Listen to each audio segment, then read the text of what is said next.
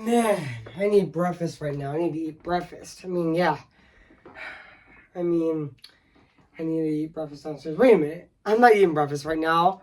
I'm actually re-reviewing this movie for its 40th anniversary this year, Which speaking of breakfast, today guys, I am going to be doing my re-review, and this time it's going to be on The Breakfast Club. This movie has turned 40 years old this year. Man, time goes by very fast actually, And also, sorry guys, I didn't get to review Monsters Incorporated on Tuesday on June 17th this year because I didn't feel like I did push it back to a day later to June 18th, but now it's gonna be tomorrow on June 21st this year. So stay tuned as well. So yeah, guys. So I am gonna be reviewing this movie right now today, actually.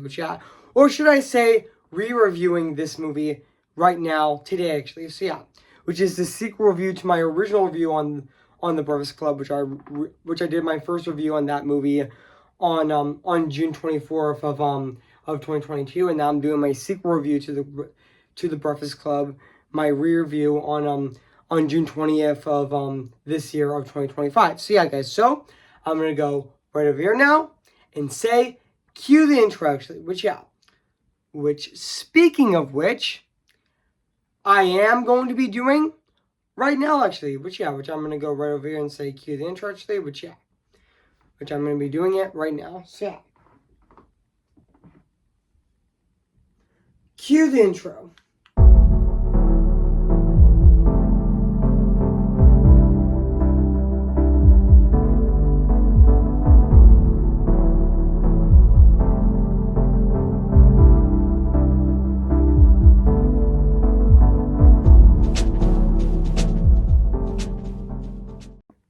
Okay, guys. Sorry, guys, I didn't get to review Monsters Incorporated on Tuesday, but I will review it on tomorrow, actually, on Saturday. So stay tuned for that as well. So yeah, guys. So let's get this started. So today, guys, I am going to be doing my re-review, and this time it's going to be on this movie right now today, actually.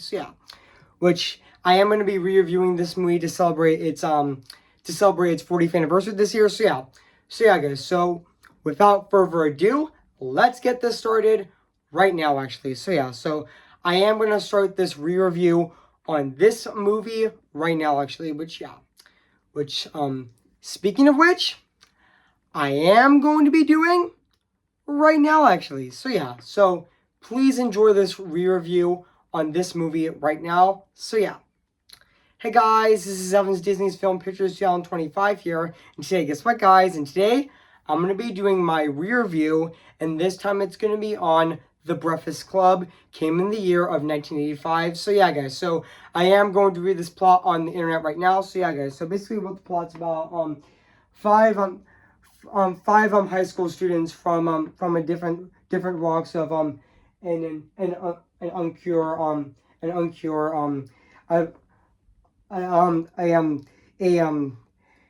actually meant to say a Saturday decision under a powerful, hungry principal, and also the disparate couple.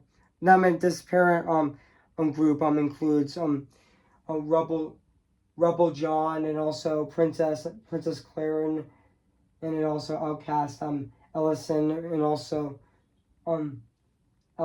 also Brainy Brian and Brian and Andrew the jock, and also each have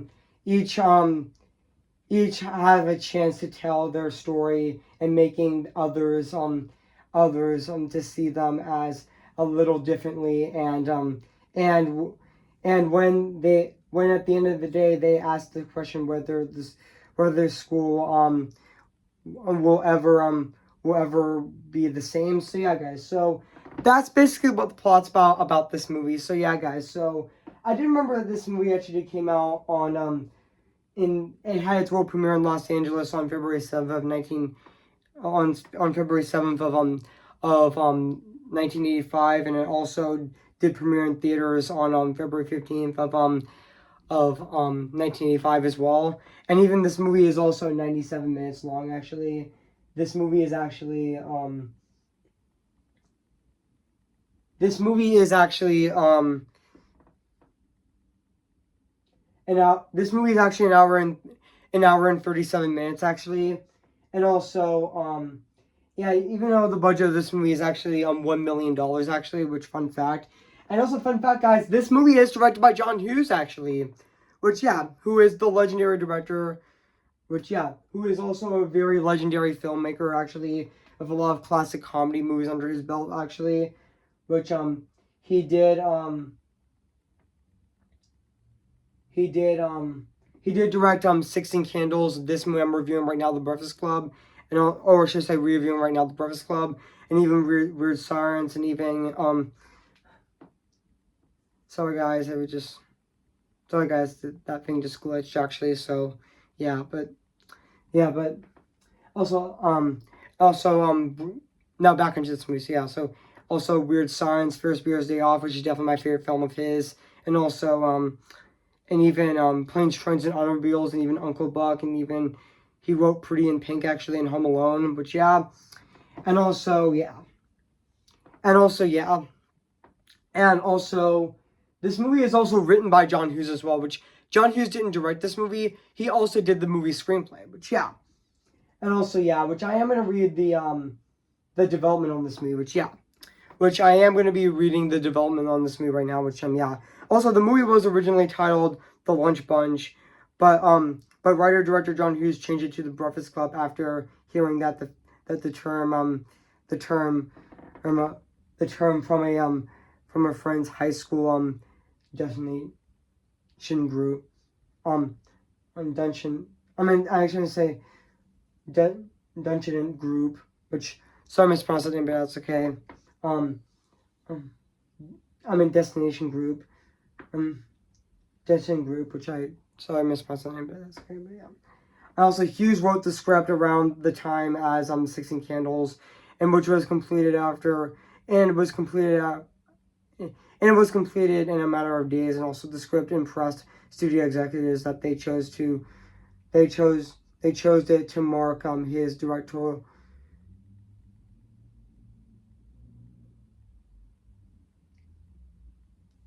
He chose to have his directorial debut, which he actually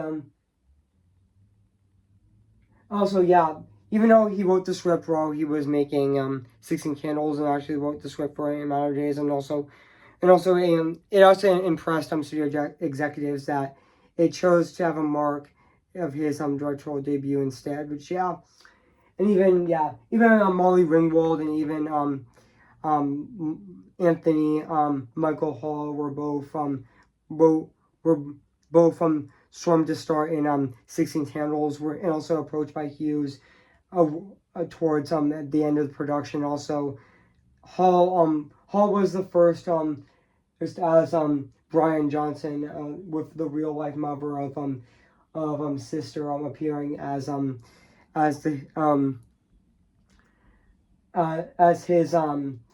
as his character members. Ringwald was offered the role of Anderson Reynolds, but she opted to play the role of Claren, and also auditions also started. Also auditions with other actresses, including Robin Wright, Judy Foster, and also Diane Lane, and also even Lauren Dern. And also Ringwald suggested that the role of Claire structured the role of Claire, and also Ali Shetty was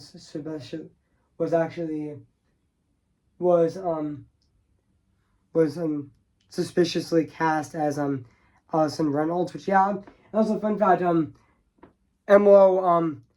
Emily is actually and was originally gonna betray the role of Bachelor, but another but was not suitable. Was a not suitable actor that could be found to play Andrew Clark, and also yeah, and also yeah, and also despite the skepticism, which yeah, and also fun fact, I know that Rick Moranis was originally cast to play Jumbler, which Carl was removed but Carl and also but was removed by producer Ned Taylor due to a broad comedic portrayal, but also which conflicted with the film's tone. John Campelos was actually cast in his place actually. So yeah. Also, despite the movie's despite skepticisms, sorry, it just kept kicking me out actually. Sorry, it just glitched. But yeah, sorry guys, it just glitched actually. So yeah, so guys, yeah. Also fun fact guys. Um, Principal Vatari for this movie actually began on March 28th of 1984 and also concluded in May of that year as well. Filming also took place in Madeline North High School, and also Tennyson in Lewis. Also yeah, even which those scenes were actually used prior to Fierce Bears Day Off actually, which yeah, and also yeah. And also, yeah, even though we all know that the movie's iconic poster actually, which yeah, the movie's iconic poster actually, which featuring 5 principal characters posed together with photographed by Andy Lindbritz, and also near the end of production, the image, the cast looking directly into the camera and becoming influential in teen film and the marketing, and also the film also the poster also described the characters as a brain and also a beauty and also a cop, also a jock and also a rebel, and also a infused and even slightly differing from the film's own temerity and technology, which yeah, and also yeah, even though yeah, this movie this movie has really complex themes. Like it actually explores emotional and psychological struggles of American teenagers, especially their desire of understanding by both adults and their peers, and yeah, which also, and even the critical to the film that the tension in between adolescents and other figures, and also yeah, yeah guys, so yeah, even though this movie also fun fact also, but which yeah, even though when this movie did came out in theaters back in February of 1985, it was praised by critics actually, which yeah, even though against a $1 million budget, and also critics rightly praised the script, the performances, and the emotional resonance, and also it was also said to be Hughes' most defining works, and also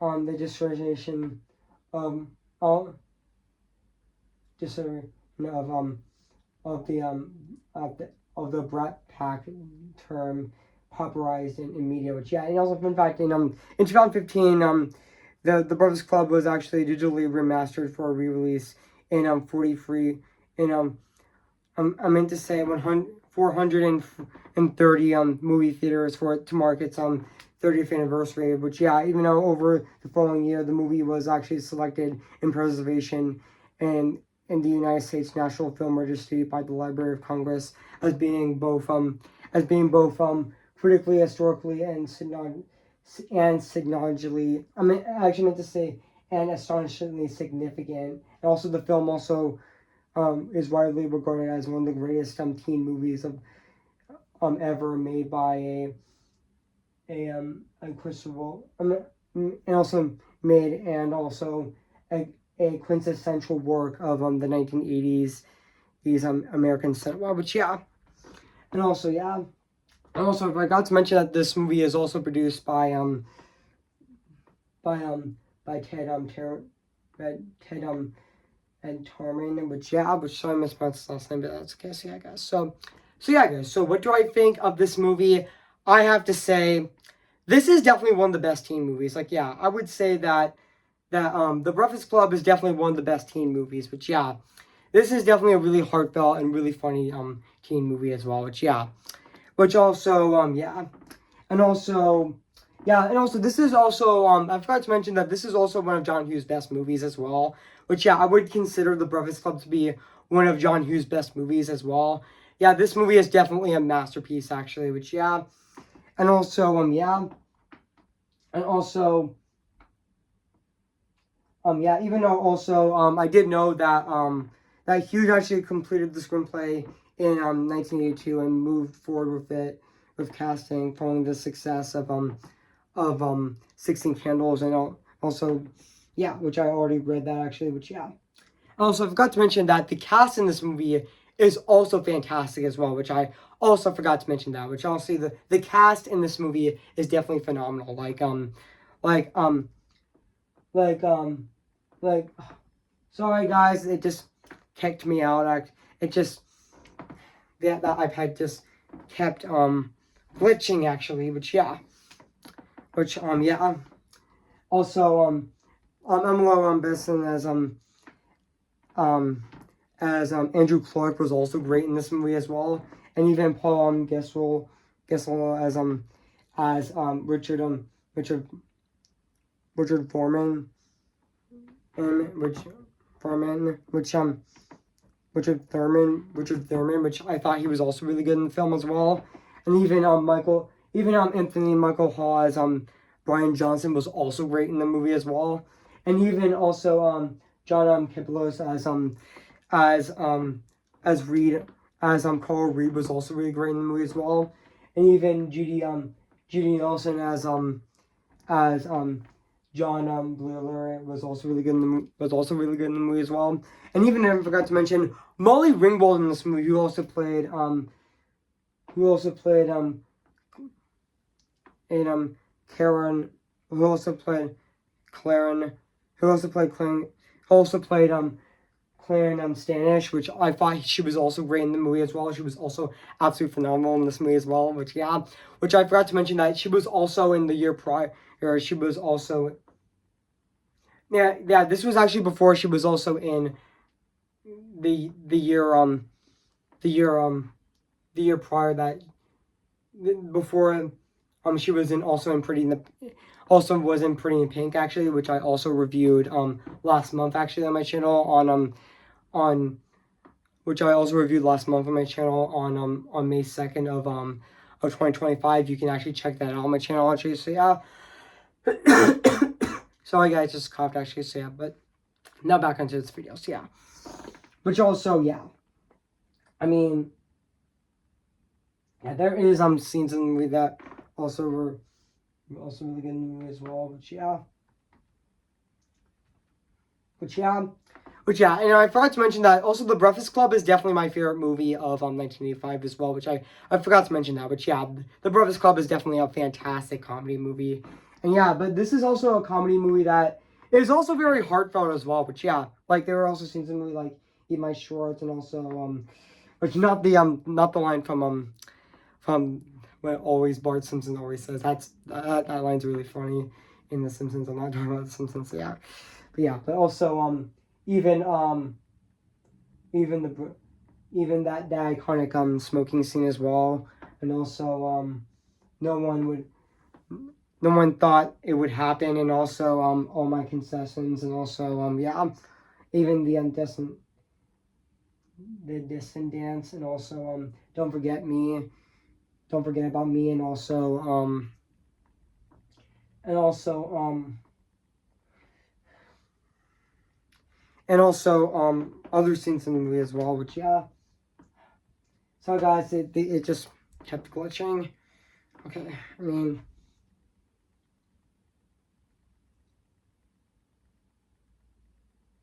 yeah, just yeah, my iPad just keeps glitching actually. Oh, even even halfway hallway chase, and also don't mess with the bull, and also even lunchtime as well, and yeah, and also yeah, even social clubs, and also yeah, but also yeah.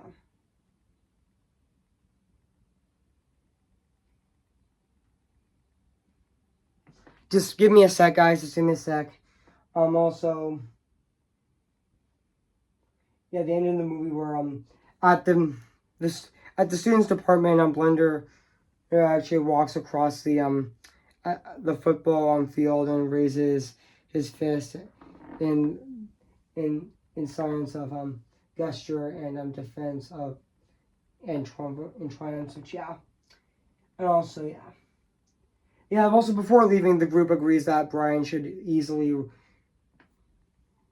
write the easiest of them, and also he admits that the letter actually changed Thorin's pres preservation present in I mean to say oh sorry, sorry, the iPad kit just keeps glitching. Actually, it keeps kicking me out actually, so yeah, but I'm just gonna go and continuing this, yeah, but I'm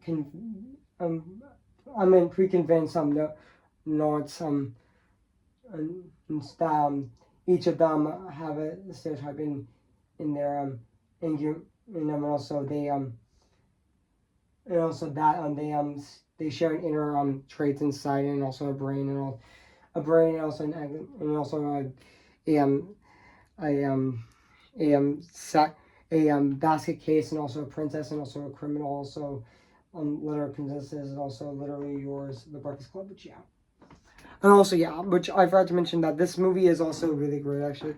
Which yeah, I know that the message of the movie is actually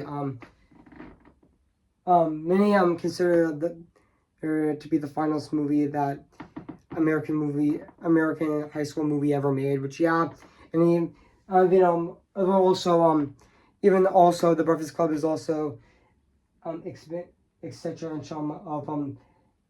of the anxieties, confusion of and joys of teenager experience, but yeah.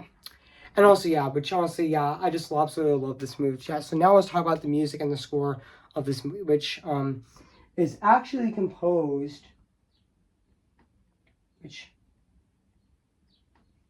which is actually composed by Kenneth Brosty, which honestly, I thought his score in this movie is definitely fantastic and really phenomenal to this day, actually. Which yeah, which also yeah, it's definitely fantastic. So yeah, but now let's talk about the production design of this movie, which honestly yeah, even though this movie does take place in a real school, which yeah, even though this movie was shot on location, which yeah, which honestly the production design of this movie still holds up to this day, 40 years later. So yeah, guys. So overall, guys, I have nothing else to say about this movie, The Breakfast Club. So yeah, guys. So if you haven't seen The Breakfast Club, where you've been, I recommend it. So yeah. So yeah, guys, so I'm going to give The Breakfast Club a 10 out of 10 spectacular. So yeah, guys, so what do you think of my review on The Breakfast Club? So yeah, so make sure to comment, like, and subscribe my channel, and make sure to like this video. So yeah, guys, so stay tuned for my my movie review on Monsters University. I mean not Monsters, not Monsters University. Stay tuned for my movie review on Monsters Incorporated, which I'm going to be reviewing tomorrow on June 21st of this year, and also stay tuned for my movie review on Elio, which I might possibly see today, maybe or maybe not, on June 24th, and also my short review on The Wrong Trousers on Wednesday, June 25th, and also stay tuned for next Friday, which I'm going to be doing my final review of June of 2025 with Singing in the Rain, which will be next Friday on June 27th of this year. So sing that as well. So yeah, guys. So before we go, guys, I'm gonna sing for you guys right now. So yeah. Who's your favorite fearless hero? Who's your favorite fearless hero? We don't talk about Bruno, no, no, no. We don't talk about Bruno. But it was our wedding day, it was our wedding day. We're getting ready, and there wasn't a cloud in the sky. Not just a cloud in the sky. Bruno walks in with a mischievous grin. Thunder, you're telling the story, or am I? The song go wrong. Bruno says it looks like rain, and they tell him for you doing so. He floods my brain. I'm like a brother, married in a hurricane. But you're gonna stay, but anyway, we don't talk about Bruno, no, no, no. We don't talk about Bruno. Remember me, though I have to say goodbye. Remember me. I'm just Ken. Anywhere else I be attend. Isn't my destiny to live in bar and life or barbarity? I'm just Ken. Anywhere else I'll seize the friend. But it take for her to see the man be highlighted and fight for me. This is the love with the sky with the sea. It calls me and no one knows before it goes. If the wind of my sail on the sea stays behind me, one day I'll know how far I'll go. Oh, tell them how I defying gravity. I think I'll try defying gravity, and you can't pull me down. Okay, guys, I'll see you guys in my next review. So yeah, I'll see you guys there, and bye.